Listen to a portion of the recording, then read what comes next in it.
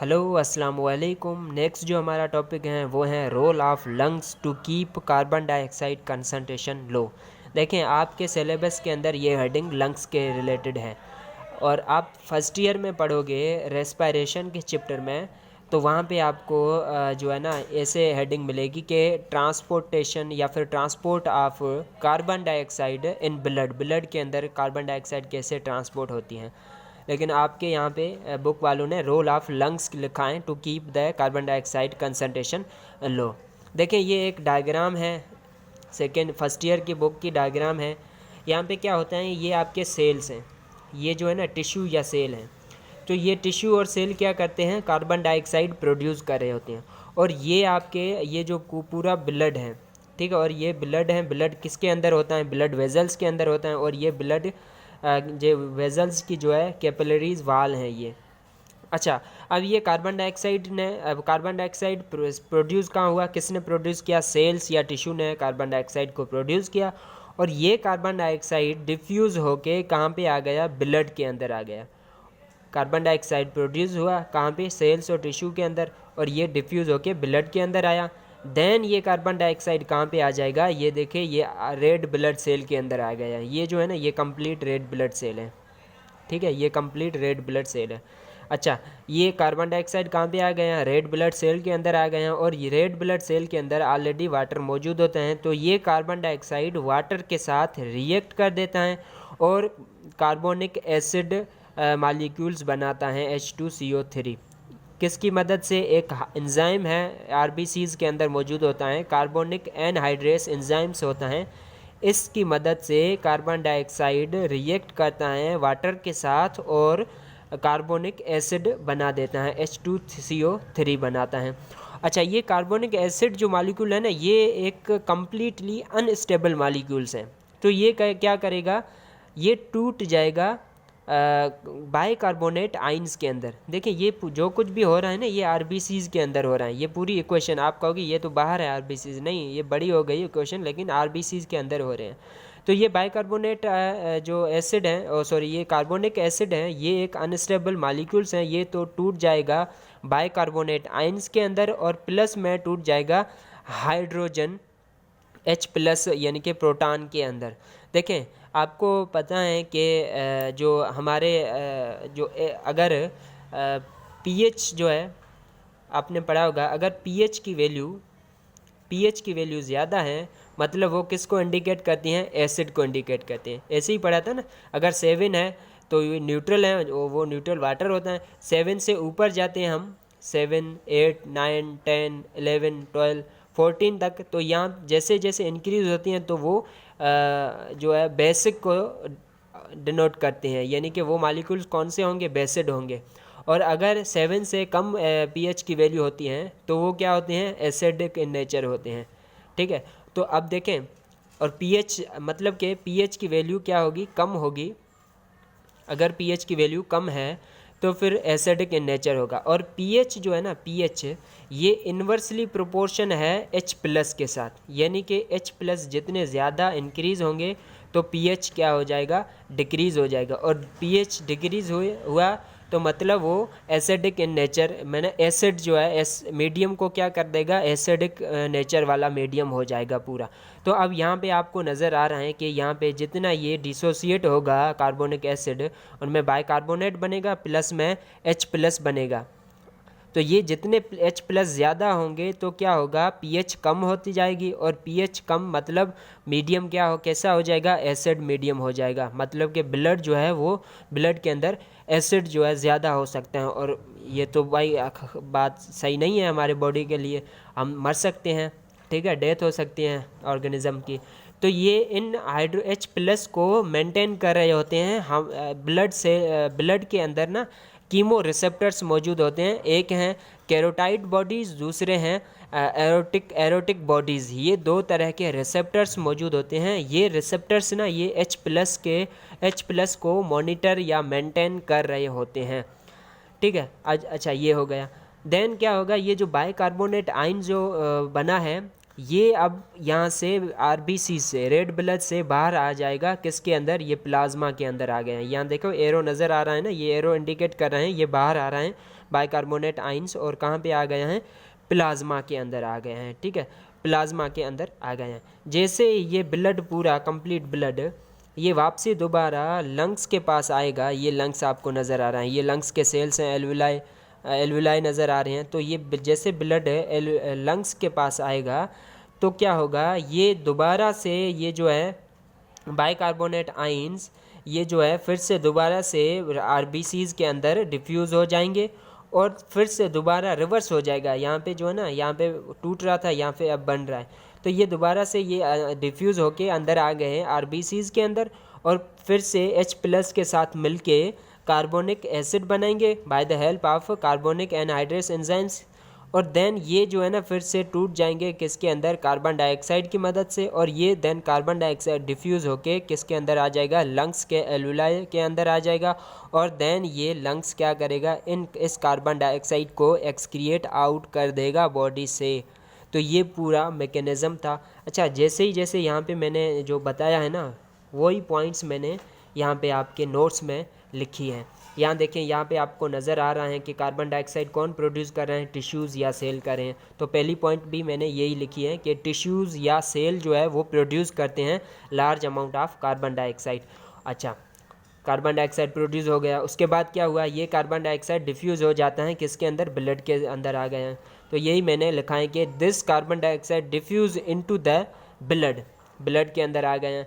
ठीक है, देन ये आरबीसीज़ के अंदर आता है, और ये आरबीसीज़ के अंदर आके वाटर के साथ रिएक्ट करता है और क्या बनाता है, कार्बोनिक एसिड बनाता है। किसकी मदद से, कार्बोनिक एनहाइड्रेट्स की मदद से। तो यही मैंने लिखा है कि ये डिफ्यूज़ होके किसके अंदर आया, ब्लड के अंदर आया, और उसके बाद ये क्या करेगा, वाटर के साथ रिएक्ट करेगा और क्या फॉर्म करेगा, कार्बोनिक एसिड बनाएगा by the help of carbonic anhydrase enzymes, जो कि कहाँ पे मौजूद होता है, आरबीसीज़ के अंदर प्रेजेंट होता है। यही मैंने लिखा है, जो कुछ भी यहाँ पे मैंने बताया है आपको नज़र आ रहा है ना, वही पॉइंट्स मैंने लिखी हैं।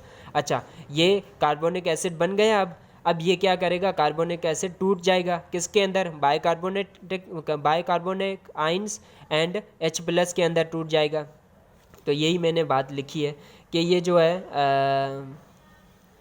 अच्छा, ये कार्बोनिक एसिड जो है H2CO3 ये डिसोसिएट या फिर ब्रेक हो जाएगा किसके अंदर, H+ एंड बाइकार्बोनिक आइंस के अंदर। ये देखें, ये मैंने यही बात कही है कि ये जो है डिसोसिएट टूट जाएगा बाइकार्बोनेट आइंस और H+ के अंदर।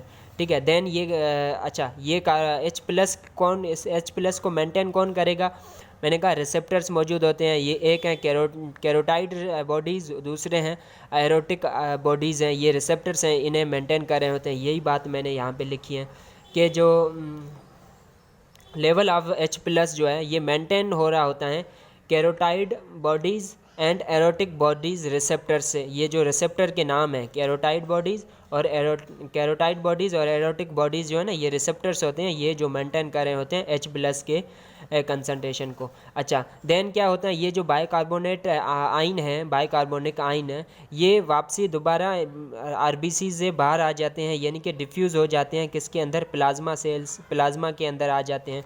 तो यही मैंने लिखा है कि most of the bicarbonate ions diffused out from RBCs to the blood plasma के अंदर आ जाते हैं।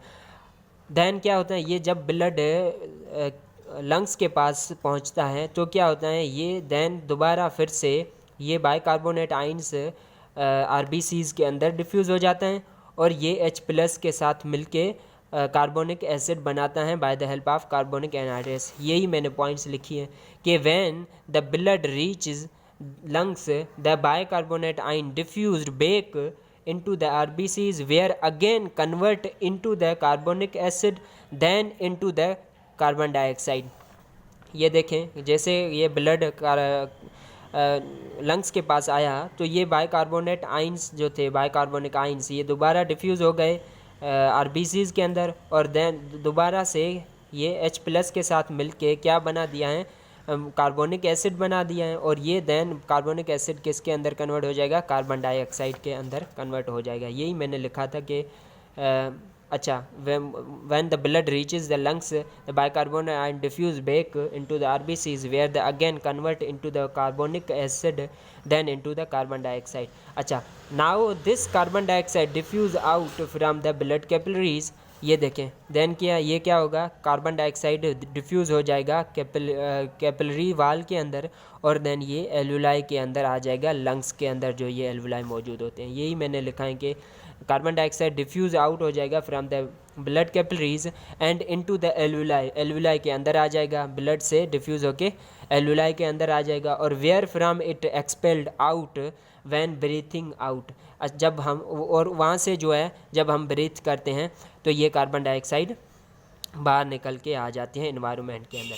अच्छा, यहाँ पे कुछ पॉइंट हैं जैसे कि अगर कार्बन डाइऑक्साइड के अंदर हमारे बॉडी के अंदर कार्बन डाइऑक्साइड का लेवल बढ़ जाता है तो क्या होता है कि ब्लड के अंदर ना पीएच इंक्रीज़ हो जाती हैं, पीएच इंक्रीज़ हो जाती हैं और देन ये रिसेप्टर्स मौजूद होते हैं। ये रिसेप्टर्स जो है इस पीएच के चेंज को डिटेक्ट करते हैं और ये रिसेप्टर्स मैसेज सेंड करते हैं कंट्रोल सेंटर यानी कि ब्रेन के पास, और ब्रेन क्या करता है, कमांड देता है। तब हम क्या करते हैं, इसको मेंटेन करने के लिए हम क्या करते हैं, ब्रीथिंग जो है ना रेट हम इंक्रीज़ कर देते हैं, मतलब ज़्यादा बड़े से बड़े सांस लेते हैं इस वजह से, मतलब एक बड़े बड़े सांस लेते हैं ताकि हम ये कार्बन डाइऑक्साइड को क्या कर सकें, एक्सपेल आउट कर सकें और हमारे अंदर बॉडी के अंदर कार्बन डाइऑक्साइड का जो लेवल है वो मेंटेन रह सके।